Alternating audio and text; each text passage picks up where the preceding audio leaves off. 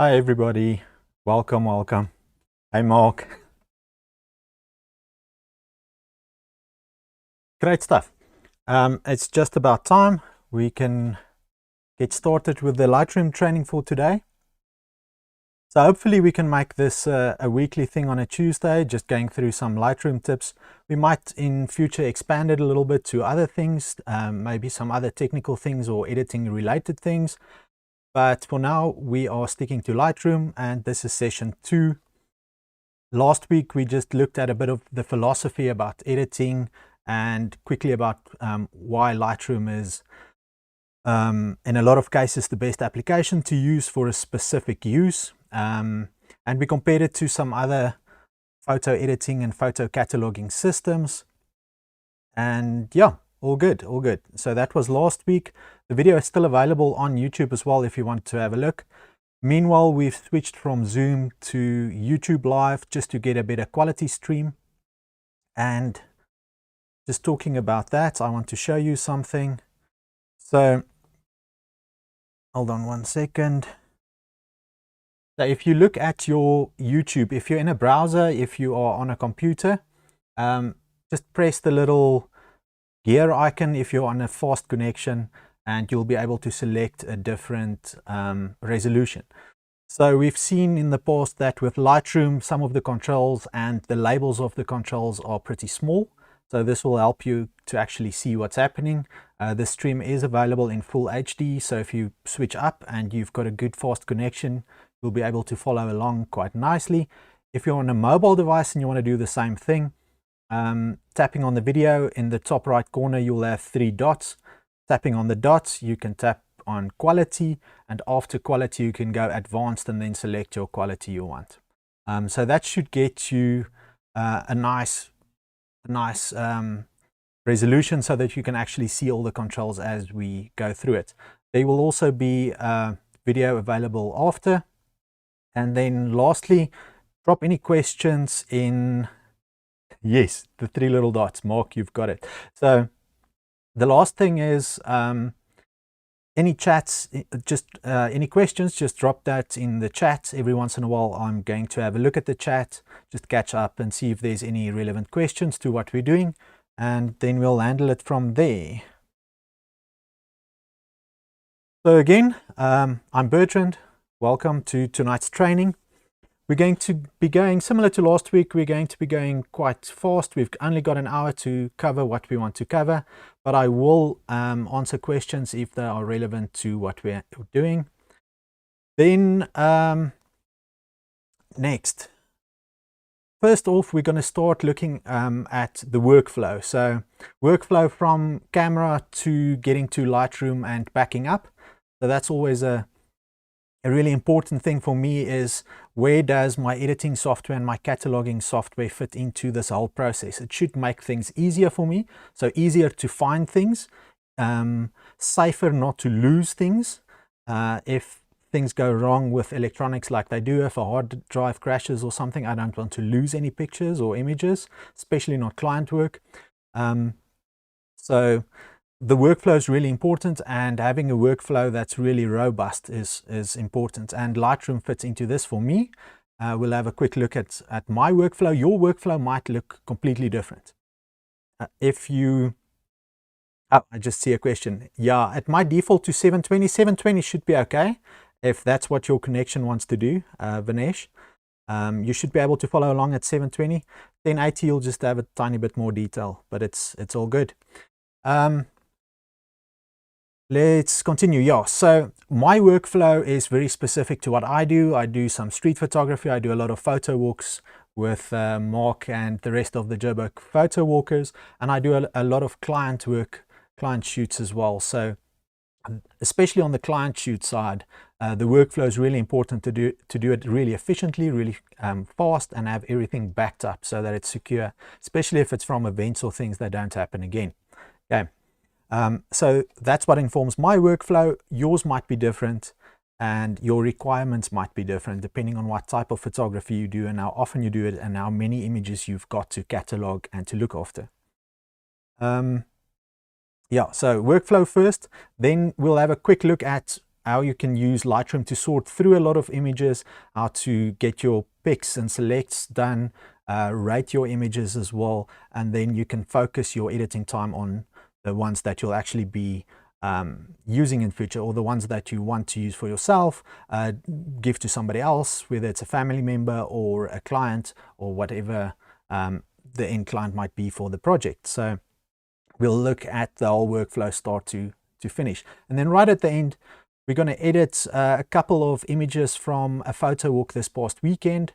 And I know quite a few of you joined us on the walk through Troyville, and we're just going to play around and see what we can do with a couple of those images. So that might be interesting right at the end as well. Okay, so let's get started. I am in Lightroom already. And there we go. Okay, so I just quickly drew a little diagram here. You can follow along. This is my workflow just for getting all my images sorted and backed up. So from my camera, from my SD card, it usually goes into either my iPad or my laptop. Then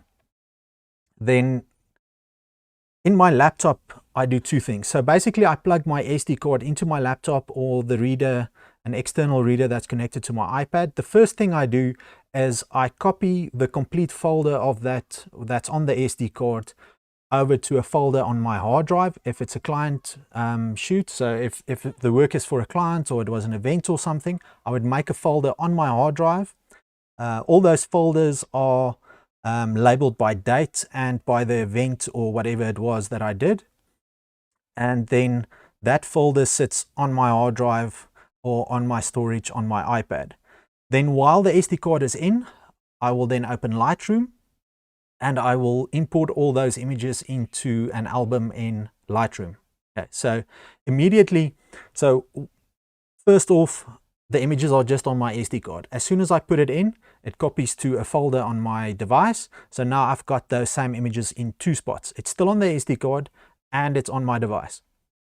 Then it goes onto Lightroom as well. Now those images are in three places. So it's on my SD card still. I can take it out and put it in my camera bag.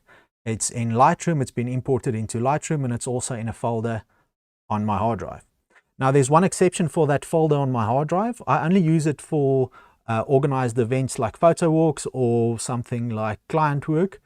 If it's something just for myself, if I did a sporting event maybe for my son and it's personal images, then I would just import it into the normal photos on my iPad or phone or on my Mac. So it just goes into the normal photos. The same place where if I took a photo with my phone, same place there if it's a personal shoot that I did, let's say, like I said, something with my son. Okay, so that's the only time I won't make the folder on the hard drive, but it will still go to Lightroom and Photos, the Apple Photos app in this case. So on Android, you've got Google Photos or whatever the corresponding one is on Android. So yeah, basically on my phone, if I go to Photos, I only want personal stuff, family things. I don't want any client work there.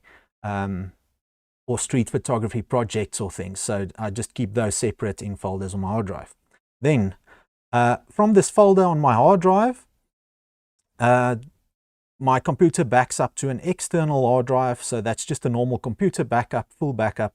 And this external hard drive will then have a copy of all these photos that are sitting in folders in my computer. In my case with Apple Cloud, there's also a backup of my computer or my iPad going to Apple on the cloud. So that's another place where my photos end up. And Lightroom, I'm using the new cloud-based Lightroom, so it backs up to the cloud as well. So I end up basically with three backups. Even if I delete folders from my computer, I will have an external hard drive with a copy of that image.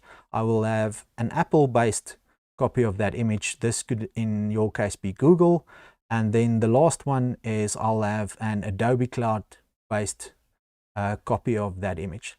So generally having it in three places should be pretty safe, and as soon as these cloud backups complete, I will then format my SD card, put it back in my camera with the charged battery, ready for the next photo shoot. So Like, this might seem a little bit involved, but I've done it so many times, and I'm so used to this process, just putting it in 2 places and then it goes to all the other places, that it's actually quite fast. And I very often, if I'm at events and there's Wi-Fi and the event ends, even if it's midnight in the night or early in the morning, I might sit and have a quick coffee, just plug my SD card in and make sure I've got a copy of the event images before I actually get in my car to leave. This cloud backup, I think, is the safest place. Camera bags and things can get missing, and so this is quite a nice way of making sure that even if my camera bag with my SD card and my laptop goes missing somehow, I've still got 2 backups that I can just retrieve for the client. Okay, especially for events. A lot of events you can't do again. You can't get a do-over. Something like product photography, if you do a lot of product photography, that might be completely different. Photos goes missing. Worst case is you ask if you can just borrow the product again and do the shoot again. So if it's repeatable, you might not need all these backups, but if it's a once-off event, you probably want as many backups as possible. I'm going to have a quick look at some of the questions in the chat. Okay, we've got a question. Vinesh is asking, how much space does Lightroom provide in the cloud? Lightroom Cloud and Apple Cloud, both the ones that I use, just for convenience sake mostly. There are many cloud alternatives and backups and Dropboxes and all sorts of things that you can consider. These 2 are just very convenient for me. Because I edit in Lightroom, the Adobe Cloud is a good place. The new Photoshop will also store things in the Adobe Cloud. So there's many different Adobe applications that will actually use the same storage, which is quite nice.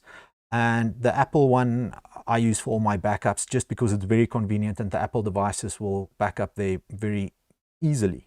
Even if a phone goes missing, you can restore from there, which is quite nice. So how much space does Adobe provide? Well, there's different packages. So the 2 common photographic packages is the one either where you just get Lightroom with a lot of storage, so there's a bigger storage amount, or you can get Lightroom and Photoshop and then they give you only a tiny bit of storage, but you can on all their packages increase the storage, so you just buy extra if you do need some. Eventually, it depends on how many images I've got on the Adobe Cloud. What I might do eventually, if a shoot is quite a few years old and it's a client shoot, I might start taking them off Adobe Cloud at some stage, archive them to a cheaper storage option. You'll see my folders inside of Lightroom just now, and you'll see that I've got an archive folder. So theoretically, I can then start removing things from there if I really need to.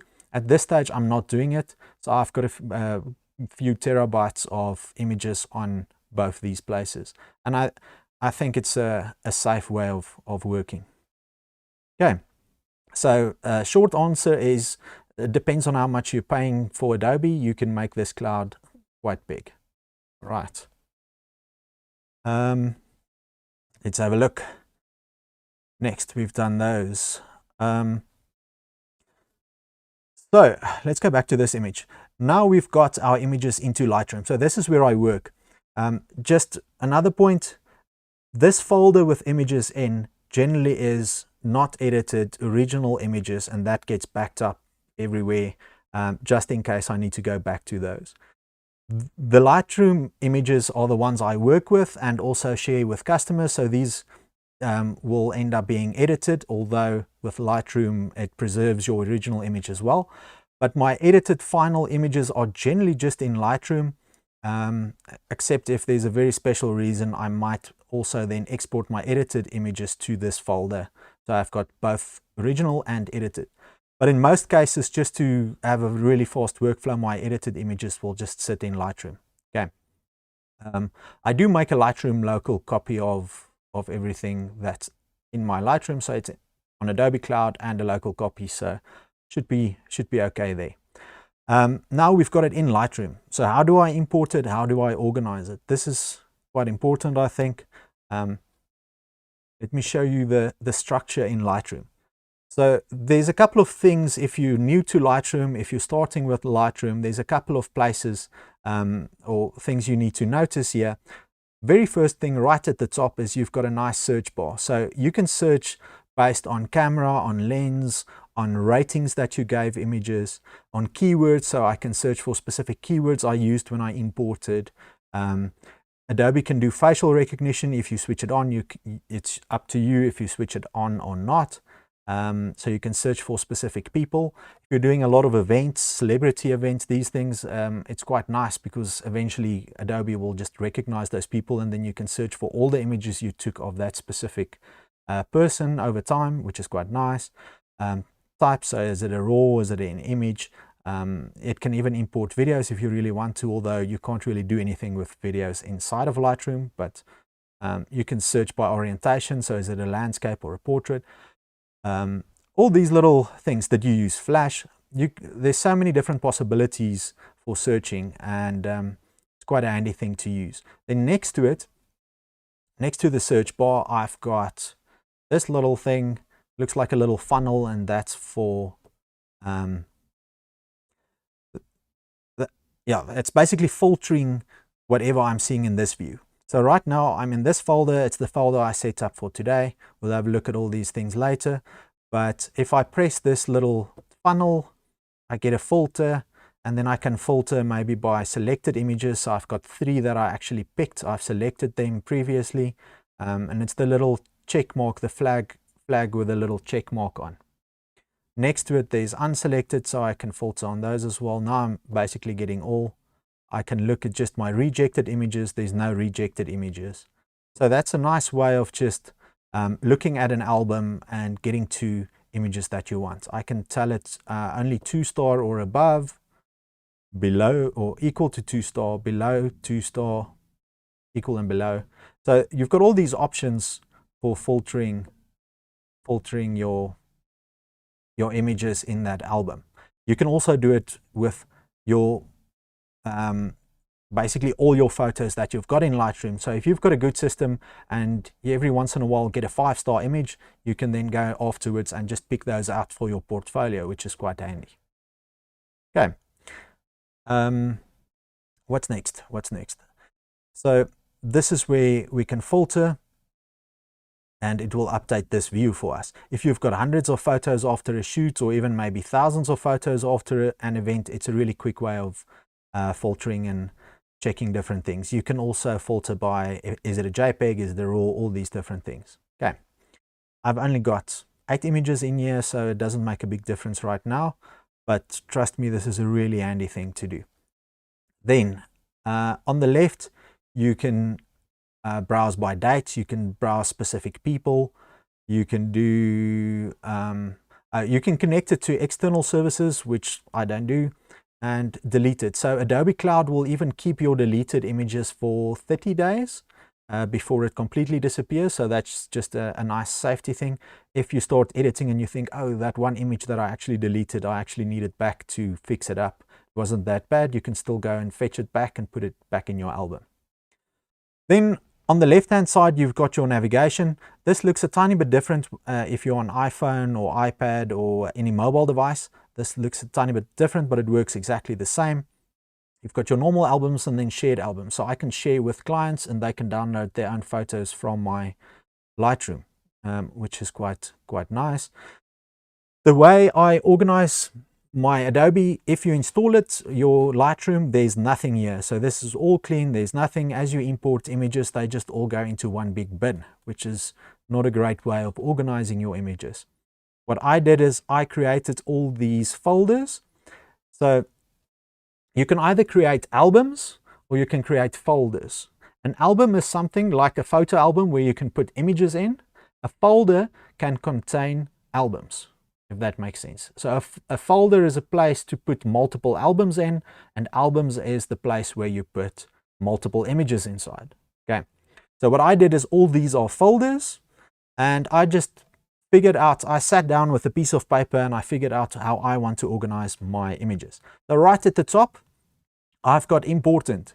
So any project that sits in this important one needs to be edited immediately. So this, when I open my Lightroom, when I've got time for editing, this is where I go and I make sure that there's nothing in here. If there's a project in here, that's the first one I edit to make sure that clients get their projects on time if it's really urgent. If it's a project that's not urgent and I can take my time on the editing, I put it into this next folder. If it's portfolio work, so if it's stuff that needs to go into my portfolio, this is where it goes. Projects that I'm busy with, so if it's a project based on a specific area or a specific topic, and it might be a multi-month or multi-year project, I put them in here, and so forth. So I've got sports, I've got family, I've got all the different things that I put in, and I've got archives as well. So when I'm done with some of these things, you'll see I've also got an archive right at the bottom.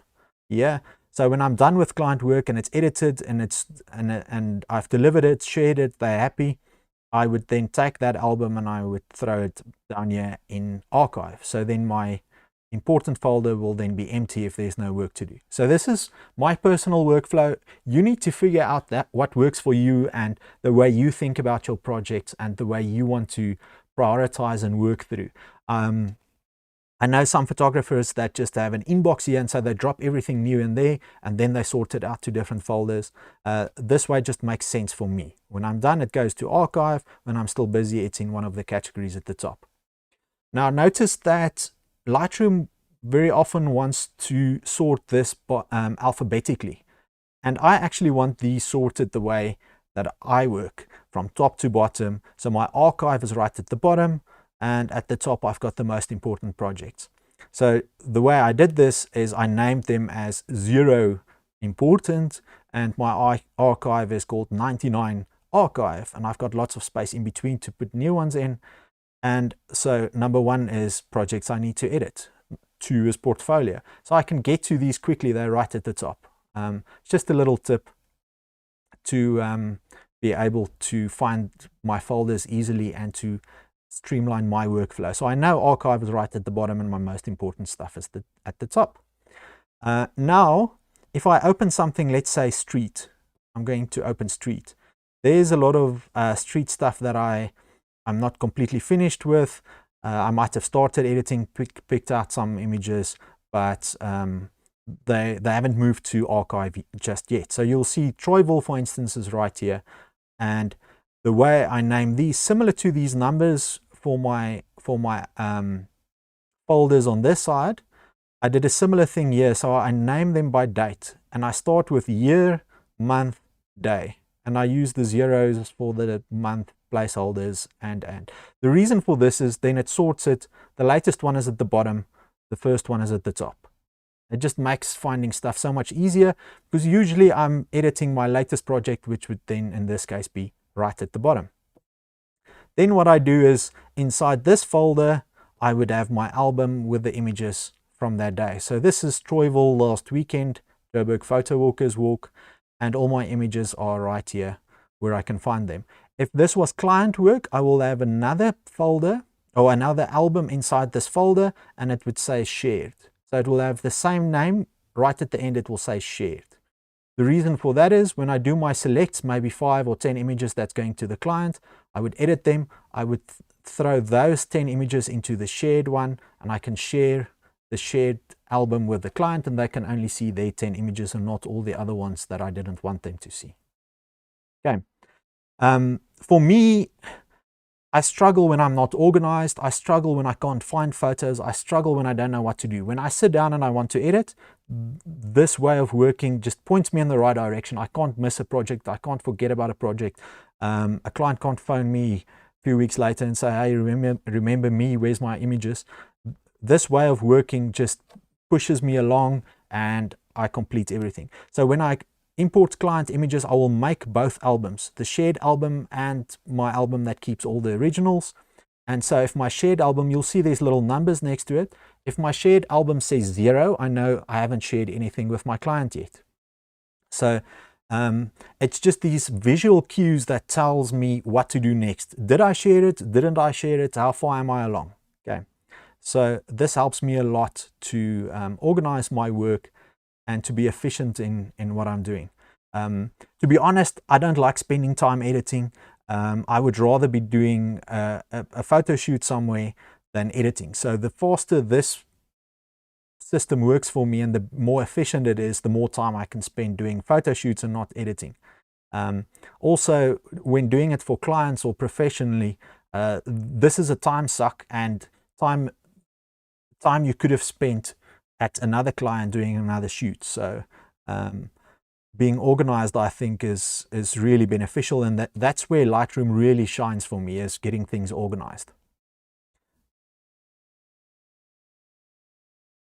Yeah, dates. Cool. Can you rename old photos? You can rename them, you can change dates, you can change ratings, you can do lots of different things. The other really nice thing about Lightroom, I can put the same image in multiple albums, in multiple folders, wherever I want. So let's say this image was really amazing and I loved it and it needed to go in my portfolio. I can just drag and drop it straight from here to my portfolio. And if I drop it in there in my portfolio, it's now in my portfolio, but it's still in this previous one as well. I need to remove it from where it was under the originals if I don't want it there. So now I can have that image in portfolio and also in the original folder, and I can have it in a shared folder with the client. And it's in all three places, but it takes no extra storage space. That image, edited image, is just referenced as being in three places, but it only takes the storage space of one image. It's not like putting it in 3 different folders on your hard drive, which is why I like the way Lightroom handles this. So I can take 200 photos in this album and also add them to a different album if it's applicable, and I might search for it in 2 different places. And it will be in those 2 different places, but it will still only take up the storage of the original image, which is quite nice. Okay. I hope that helps. I hope you are inspired to go sit down with a piece of paper and figure out your own organizing system. So the next thing I would do, let's just have a look again at that Troyville. So the next thing, now it's in here, I've got my album of all 259 original images that I took on this photo walk. Just to give you a quick overview of what I do then, and this is just my own system, is I would go to this view. If you look at the bottom there, you can get different views. This one, you can get some info on the images and what type of images they are, raw in this case.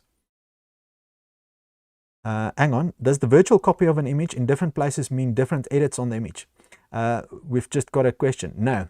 So if I put the same image in multiple albums, it will have the same edit in all those albums.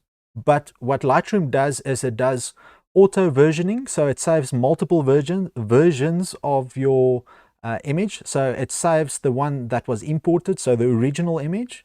Then as you edit along, it will save multiple versions, and then also I can make my own named versions. So I can edit one image in 2 or 3 different ways and have different edits, and I could name them, and if I just click on those names, it would apply that specific edit to that image.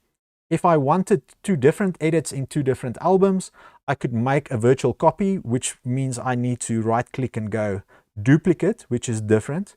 If I just drag it to a different folder, it puts the same one there. If I go duplicate, I will have 2 versions of that one image, and I can do 2 completely different edits, and I can put both of them in a client folder so they can download 2 different versions of it. So Lightroom there's different ways of handling virtual copies, but it can have the same edit or it can have different edits. So generally, if it's a really good image and I've already edited the image and I put it in portfolio, I obviously want the same edit in portfolio as my client delivery shared folder, for instance.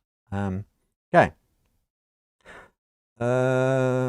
So if you change anything in one of the instances, will all the instances change? Yes. If you put one image in different albums and you change it in one place, they will all change. If you make a duplicate, of an image and you change something in the duplicate, it will only change in that one duplicate, and your original one that you based the duplicate of will be untouched. Hope that makes sense. Okay. Now, what's the next thing I do? So the next thing I do is I go to this little view. That's a nice little grid. I might even give me a bit more space. And this is where all these images are. And this slider, I go all the way to the left to get the smallest version that these thumbnails can be. And scrolling through this, I can then go out, pick up any images that I cut somebody's head off, that I got the exposure completely wrong, any images that's got any issues that I don't want. I can then go, let's say it might be these two. I can select these two images in this grid and I can mark them as throw them away. So rejected. I can also just press X on my keyboard. So I can reject these two images and they will be in my reject pile. Afterwards, I can decide what I want to do with these reject ones. I can delete them or keep them there and just filter them out. So that would be my first pass. Anything that's obvious in a small thumbnail. And then generally I would go somewhere to the middle. I would scroll through again. Now I've got less images to work through. I would do the exact same thing. I would then mark any images that I don't want. And then I would go a third pass all the way zoomed in. So now I get the largest thumbnails possible. And I would look for smaller details. Sometimes you can see a missed focus at this size. And I will do again, rejecting everything that I don't want. Then usually my fourth pass, the last one, is I will go into the actual images and I would scroll through and just mark the ones with a check mark that I want to edit at the end. So these would be my picks or selects. And that's pretty much what I would do to basically get to my selects or picks for that shoot. And then the easy thing to do is you just filter, and you filter by selected images, and only your selects will then be displayed and you can edit your selects. So that's a really nice workflow, I think. So I want to start with the smallest possible images because I can see major issues, quickly throw out a lot, and then just work down through the amount of images until I get to the ones I'm editing. Okay. Next, let's hop back into the training folder. So here we are. So now we've selected our images, we've got what we want to do, and we will start editing images. So the previous part was all workflow, and like I said, you need to sit down and figure out what's your ideal workflow. The type of images you take, how many images you take. Are a lot of images throwaways? So maybe if you're doing sport or wildlife, you might shoot a lot of images and only a small percentage are the ones you want to keep. If you're doing studio portraits, you might be shooting fewer images and most of them you might want to keep. So that ratio, what type of work you do, all these things will inform your workflow, and you need to basically sit down and plan your workflow before you start using Lightroom, hopefully. Or you need to go and reorganize your Lightroom to adapt to your workflow. Lightroom is supposed to speed things up for you. If it's slowing you down, you might have to rethink your workflow. Okay, now that's workflow. That's pretty much how I quickly get to my selects. Now we're going to be editing a couple of images. So these three images are all from the Troyville walk. I've selected them because there's some challenges there and there's some different examples we can get. And also this first image, I want to play a bit of a game with the edit, which is a game that I really like doing, and I think it makes my editing better over time the more I do it. So I'll show you the three images. This is one, clearly underexposed, some issues there. I'll tell you about what happens and why I did it when we get to editing it. This is a nice, bright, colorful one. And another tricky one with high contrast. I know Mark has specifically asked for some high contrast images. They are tricky to edit. They're also tricky to take. And we'll work through these and see what we can do with them. Okay, let's start with this one. And I'm going to tell you a little tip. When I'm watching movies, when I'm walking through galleries with other types of art, maybe paintings, when I'm watching a series, when I'm looking at maybe at products or different designs, I always think of how I can adapt something to my edits and playing around with things. So, for instance, maybe a movie poster was interesting, and I think I've got an image that might fit that same mood, and then I try to edit my image to look like that movie poster as an example. Or I'm watching a series or watching a movie, and I really like the color grade or the mood that they've got in a specific scene. I might try and match that with one of my photos. Why do I do this? I think it's a little bit like going to the gym with Lightroom. It makes my editing better. It teaches me a lot about what the different tools and sliders do in Lightroom. And playing that little game, I think, really ups my potential for getting good edits out. It also makes me better at fixing issues, because trying to match different edits really makes you think on how somebody got there. So, well, the other side of it is I might never deliver any client images in a style that I saw on a movie poster or in a movie. It's just inspiration, and it's mostly an exercise to make my Lightroom skills, or to increase my Lightroom skills, let's put it that way. So it's not something that I would do for a client, not something that I might even do for my own images that I want for my portfolio, but I think it's a really good skill to do if you're trying to get an influence somewhere. So maybe it's a painting, maybe it's a movie poster, maybe it's something else. Get inspiration and try and match the mood and the feel of something with what you see. The more you do this for different examples, I think the better you will get at Lightroom. And also, experimenting with all these different styles will also inform your own personal style over time. You will start seeing things differently, and also you'll start figuring out what you do like by doing all these other silly things. Okay, so story about this one. This was inside, it was in a room. It's very dark. As you can see, shadows are very dark, but I exposed it for the outside. So my exposure, I made sure not to blow out this window and the outside light. So it was very bright outside, it was pretty dark inside. And luckily, modern digital cameras have got enough dynamic range that we can actually get a decent image without doing HDR.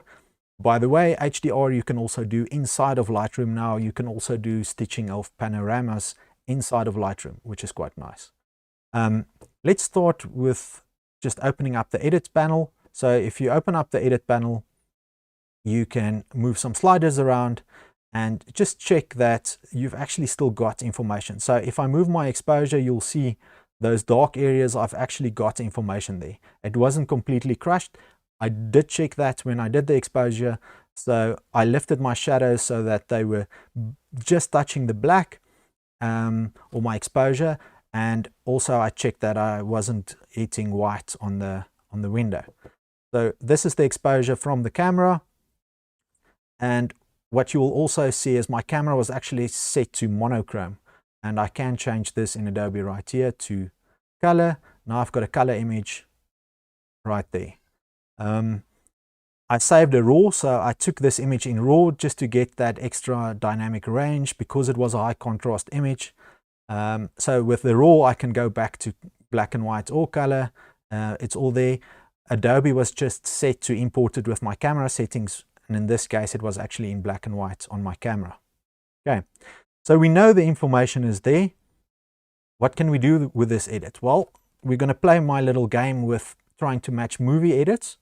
I'm going to go back to my folder here, and I'm going to give you a couple of reference images. If you look at this reference image, it's from Dune, the movie, the new movie, and they've got two different color grades or moods that the art direction took with Dune. So they start off on one planet and it's very blue, it's lush, there's water, there's everything, and then they go to a sort of desert planet which is very orangey, like this. So I'm going to play my little game. I like this color grade, and I'm going to see if I can match something on the orangey side, because we've got a lot of wood in that image that I took on the travel walk. So just to play around to get a specific mood, I'm going to see if I can get close to this. A nice little tip that I can give you, if you're trying to match a reference image where the reference image is from a client, or if you're just playing this editing game where you're trying to match something.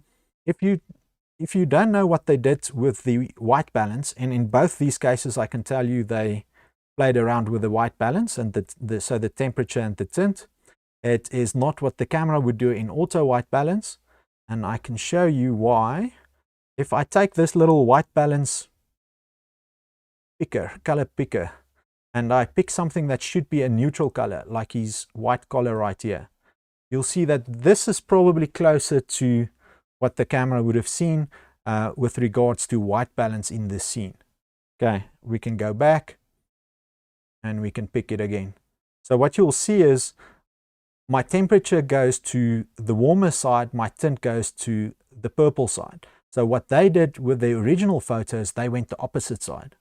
If I want my image to look something like this, very blue, very cold, then I have to go left on my temperature and left on my tint. So it goes blue and green, which is exactly what they did on this one. There's also highlights, shadows, and midtones that you can play around with if they did things differently, especially in the shadows. In movies, they often do something to the shadows, usually cool, but we'll have a look at that just now. So what we're basically looking at is we're just trying to match this mood. You'll see the same thing here. If I pick my white balance picker and I pick something that should probably be gray, there you go. The sky's back to a normal color. Everything is back. So this is probably close to what it looked like. Maybe a little bit less contrast, but this is probably what it looked like when they were filming it. And if we go back to what they did, they warmed it up a lot, which is exactly what I'm going for in my edit. So going back to my image, we're going to try and match that warm orangey mood that they've got in theirs. So we saw already we might have to warm up our white balance and then take it from there. First thing I'm going to do is, this is very dark, I want to just raise my shadows, and it says shadows right here. So this panel is my light panel.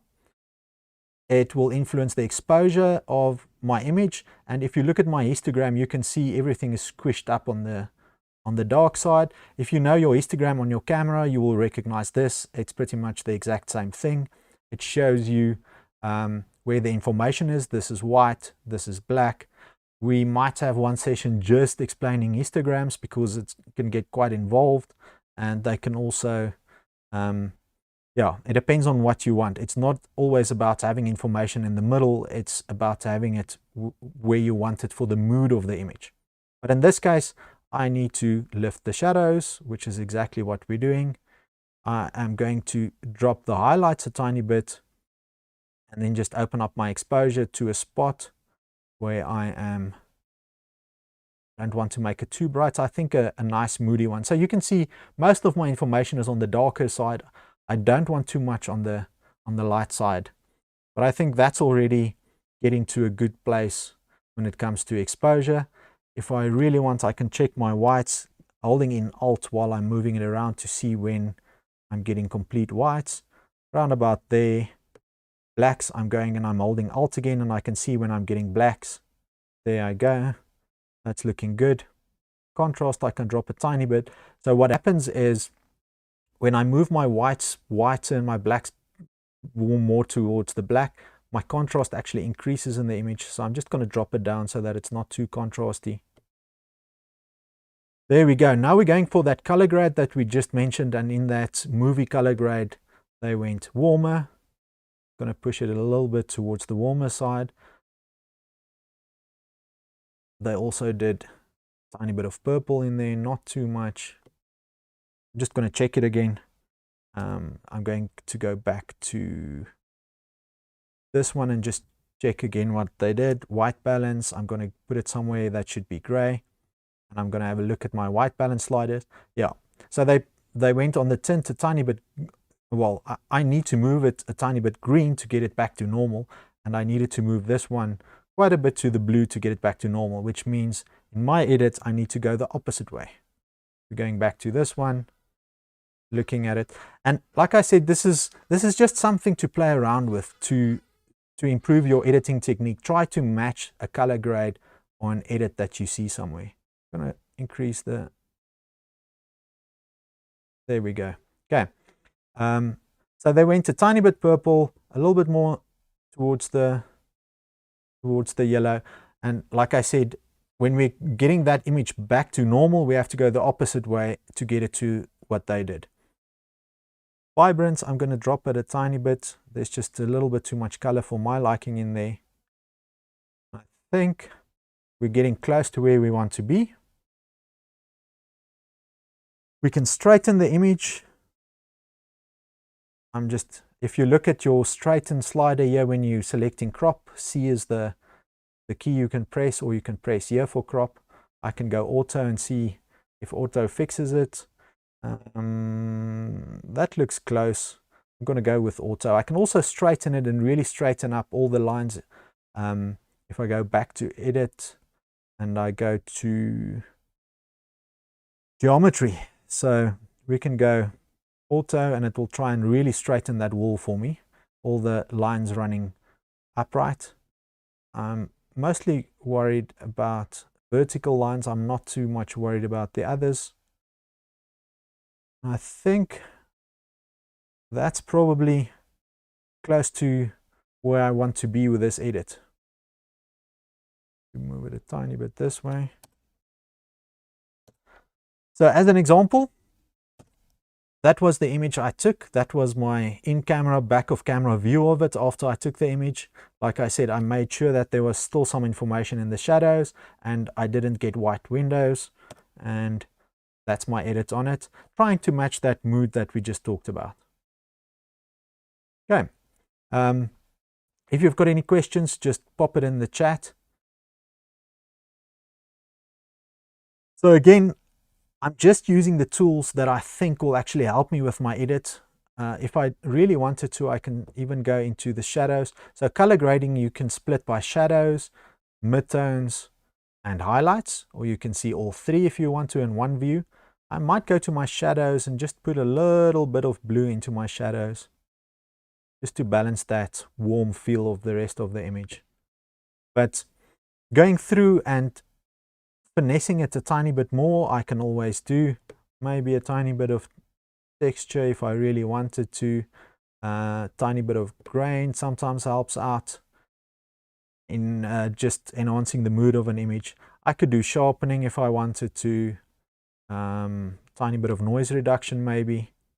So I could go through and tweak it a bit more, but I think that's a good edit on this image just in a couple of minutes.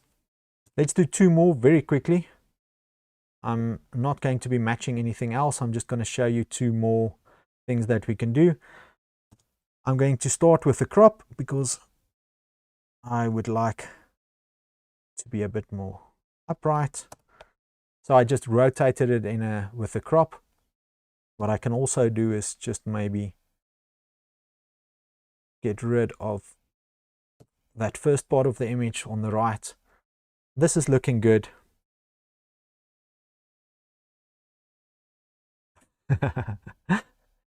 Yeah. I see Mark just posted, he's got a photo of me getting that one shot, which would be interesting. Anyway, so getting back to this edit really quick, this is a color one. There's lots of bright colors in. So the very first thing that I might run and do is to push my saturation a tiny bit.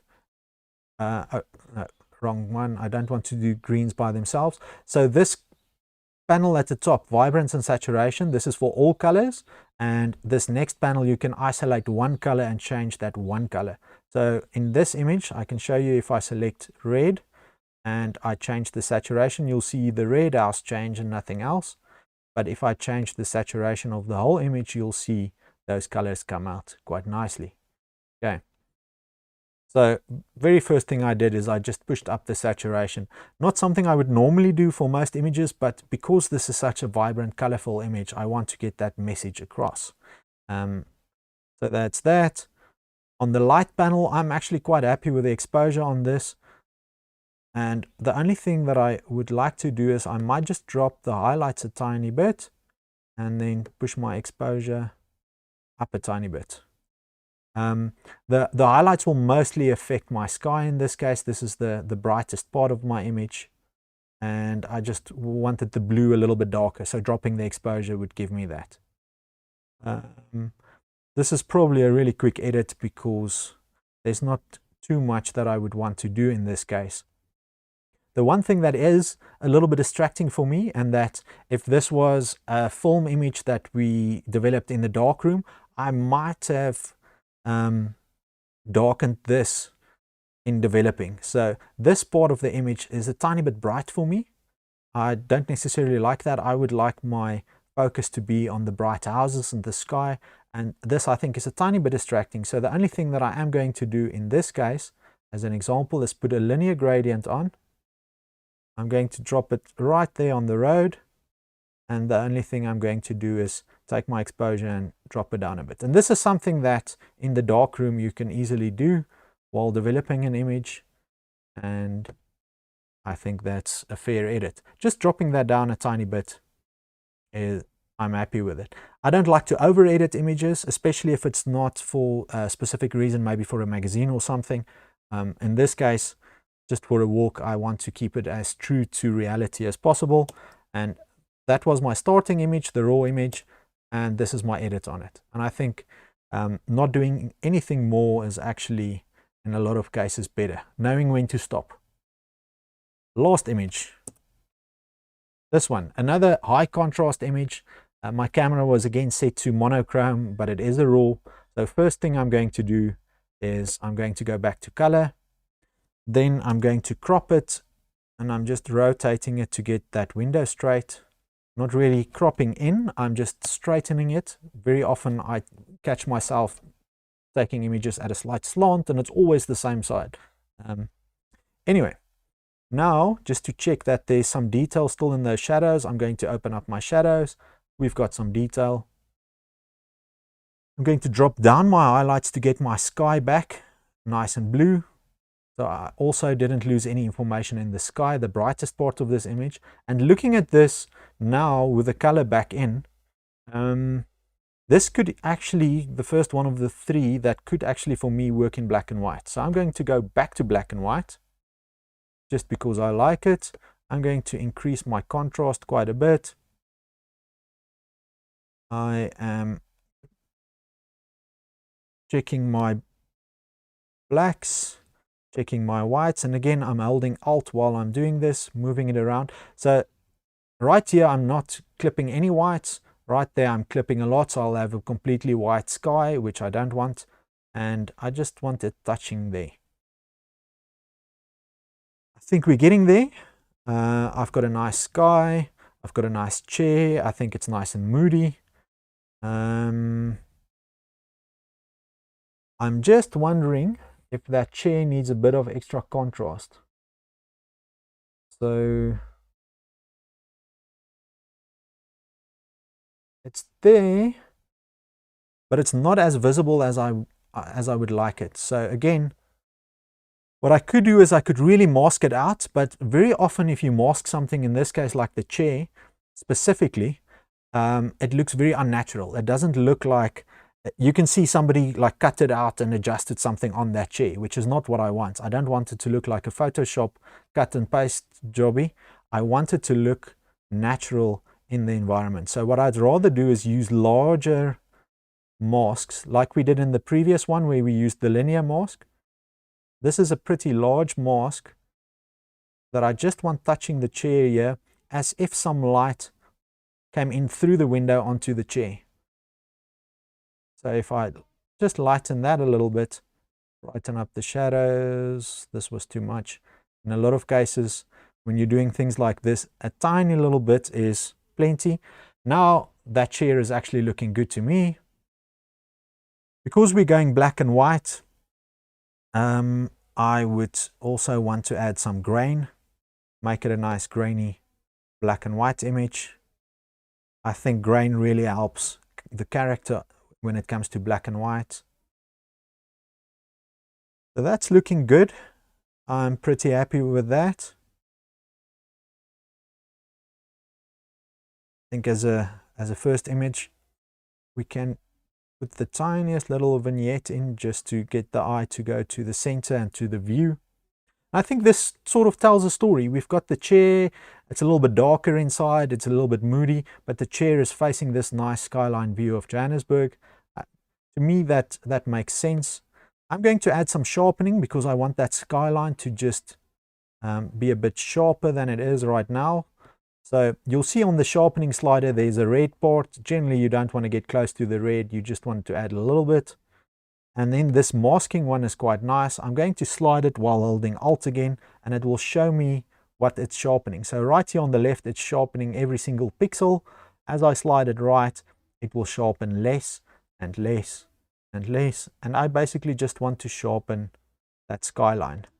There we go. So now I'm just sharpening the skyline, and knowing what to sharpen, I think in a lot of cases is half the battle. I'm going to put a tiny bit of noise reduction in just because it was quite low light at the bottom.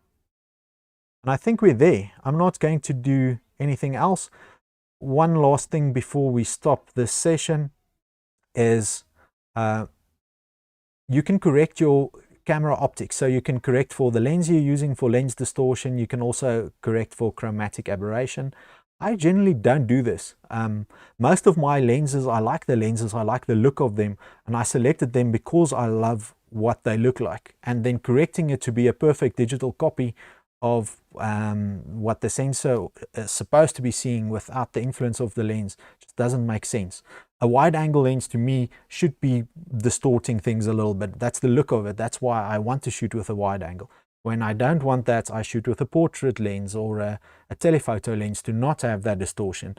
And to me, that's part of the character of the lens. So generally, I wouldn't change, I wouldn't correct anything, except once in a while if I'm doing architectural work or an architectural client, you might want to straighten things out a little bit indoors. But for most of my work, I just leave the lenses uncorrected, which is exactly what we did here. That's it. I think that's pretty much what we're going to be doing. Let me exit here and show you all the images. So full screen, that was the original image in this case. That's our edit, nice and moody, telling the story of the seat by the window. This was our other next image, original, just helped it on in the same direction we wanted it to go a little bit. And the first one we did in that, trying to copy that warm look and feel of the Dune movie. This was the original image. And that's the edited one. Just showing you in high contrast situations, you don't always need HDR these days with modern cameras. You can often just do it with based on a RAW. Okay, next. I'm hopping into the questions, and then we're going to call it an evening. Lift little of the floor in front of the chair. I could. We could go back to that one. So the suggestion is to get some of this wood grain back. I could. I think right now my eye is going to the chair and the view. The highest contrast area is the window, which is where I want people to look. Maybe it's nice having some detail in the floor. Maybe I don't want it because I want people to go straight to the view. Again, editing for a mood is very personal. So the way I would approach a specific edit and how I see something in my mind before I start the edit is very different to what you would see in an image. And you might go the total opposite way. And there's no right and wrong in editing. It's about, are you getting to what you want, and are you getting to what you see in your mind? I think that's when it's a successful edit. If you can get to the point you wanted to get to with the tools you've got, that's successful. What the mood and the actual edit is, I think, is less of an issue. It's more of knowing how to get somewhere with the tools you've got. Okay, next. A separate session just on masks. Yes. So let me go back to our editing panel. So what I'm thinking is in future sessions, we will take every section. So we'll take just the light section and just do one session on that. We might combine that with curves, because you can also use curves to manipulate the same light or your exposure or your tone curve that you can see up here. in your histogram. So all this goes together. I think that might be one session. We can do color as another session, correcting color, white balance, all those things. Color grading for creative and mood we can do as one session. These effects we'll do as one session. So I'm thinking every single one of these headings will probably end up being one session by itself. Every single tool, and then we'll do straightening and cropping probably as one session. We can do healing and retouching as one session, cloning. We can do masking as one session, and then probably we can do something like exporting for different reasons and sharing as another session. I think that will take us straight from start to finish. Let me have a look. What other questions have we got? Adding grain, then noise reduction. Yes, that's interesting. Okay, so digital cameras, especially in low light, might introduce a bit of noise. So it's like 2 pixels next to each other where maybe there's 3 pixels and the one in the middle is just a different color just because of noise. Especially in low light that happens. There's just noise on the sensor. So that's digital noise, and Lightroom is pretty good at isolating that and then flipping that pixel back to the color it should have been if there was no noise. And digital noise is actually quite distracting, and it looks, to my eye, I don't like the look of it. The grain that you put in Lightroom is not digital noise. It's exactly what it says. It's grain, and it's supposed to sort of simulate a film grain. So it's a texture that's put on. So if you imagine you're painting on a canvas, there's a texture in that canvas that's coming through in your painting. If you're writing on paper or coloring on paper, the texture or the grain from the paper is coming through. Similar with film. And you can also see if I expand this little grain, there's an arrow next to it. I can expand it. I can change the size and the roughness of this grain. So I can customize it to look like old black and white film or things like this. Now, very often introducing a bit of grain actually, to my eye, makes the image looks better. It's similar to printing on a bit more of a matte paper compared to a very glossy paper. A very glossy paper, you see imperfections, and it sometimes doesn't look that great. It looks like a digital print, where if you print on something that's a little bit more of a matte paper, very often it just looks better, and it looks, I don't know, I just like the effect of it. So very often you'll find me in my edits, if you follow me a lot, as I will add grain even when I do noise reduction, because it's 2 different things. And for portraits, studio portraits especially, I might do quite a bit of skin retouching to fix skin. And then afterwards, I would generally introduce grain again, just to get some texture back so that it's not that retouched plasticky look. So grain is actually a very handy slider in Lightroom. And also if there's slight imperfections in the color or the tones or something, let's say in the sky or something, you introduce a tiny bit of grain, it just breaks up. So sometimes in a print, in a digital print, you might see almost like a line from one blue to the next blue to the next blue. Doing things like putting a little bit of grain in sort of breaks that up, and it just looks a little bit better. So it's handy. I love the grain slider. Some people don't like to touch it because they like a really clean digital look. The sensors these days are amazing in the detail they capture, and some people like having every single bit of detail, so they don't use this. But like I said, I love it. It's worth experimenting with and seeing if it fits your ideal sort of look. Then what else do we get? How do you set up your downloads to save to all 3 places at the same time? Okay, so the download I do to my hard drive in a folder that just gets backed up to all these different places I do manually. The Lightroom one backs up automatically. If you're using the Lightroom cloud-based version, it will automatically back up all my images to the Adobe Cloud. But if you go to Lightroom settings, let me do that for you. I can go to local storage, and I can tell it to store an original copy of all my images locally, and I can also specify a directory, and it could be an external hard drive. In this case, this machine I'm editing on right now does not have all the original copies, so as I'm editing, it's just pulling them from the cloud. But I've got a different computer that's connected to a big hard drive where this is selected and it's saving all those images. So even if I upload from a different device, that computer that's sitting on the network will then download that copy and put it on a hard drive for me. So One session probably also for doing all of these, I would guess. Let's see, what else? More questions, more questions. Appreciate your time. Anytime. I enjoy doing them. I enjoy teaching these things. It's something I like doing, so you're welcome. Do Lightroom Classic have all of this? Absolutely. Lightroom Classic has every single thing that we did tonight. The only thing that Lightroom Classic is a little bit different is setting it up to backup to the cloud is not automatic. You have to connect it to the Adobe storage or wherever you want to store your images.